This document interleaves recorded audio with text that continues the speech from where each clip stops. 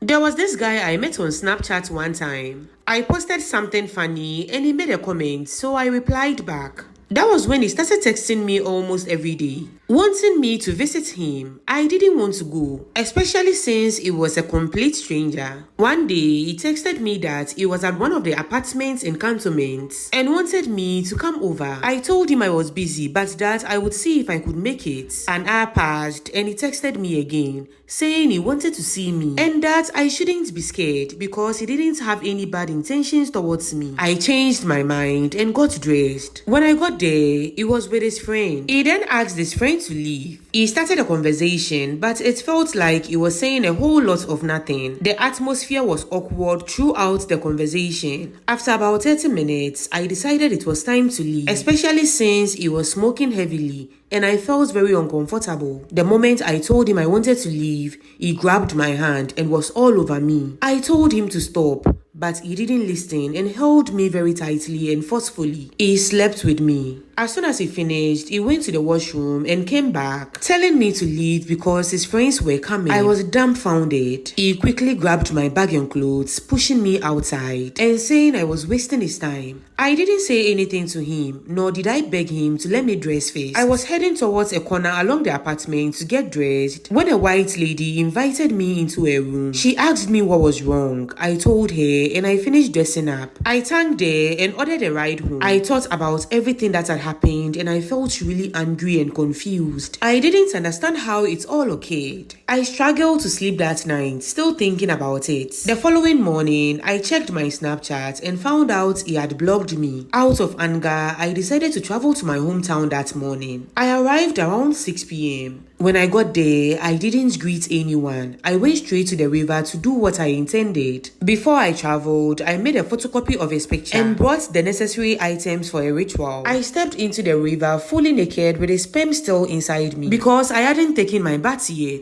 I was crying as I told the river goddess everything that had happened. I threw his picture into the water and cursed him. I said a whole lot that I can't write here. Afterwards, I got out and returned to Accra the same evening. Several days passed and exactly 1 month and 2 weeks after I had cursed him, I went to Ashoman to visit a friend. We decided to go to the supermarket to buy some things. As we got out of our ride, my friend pointed to a madman sitting across the road. I was about to ask her if she knew him or what the problem was when I realized it was the same guy who had raped me. Could it be that the river goddess heard my story and wanted to show me that she had dealt with him? Why else would I see him suddenly? I was shocked because I didn't expect to see him like that, especially since it had only been 1 month and 2 weeks since the incident. I then asked one of the women selling bread by the roadside if the madman had been in the area for long, and she responded that he was new to the neighborhood. Quickly, I felt pity for him and started to regret everything I had done. Maybe I was wrong for going to the extent of cursing him, but if you had been in my shoes, you might have felt compelled to do worse. Considering what he did to me, I think he deserves it. My Angel Cities online classes is going to start again on the 9th of September. It is a beginner's online makeup class. Click the link in my bio to book your slots. And don't forget to follow me for more story times.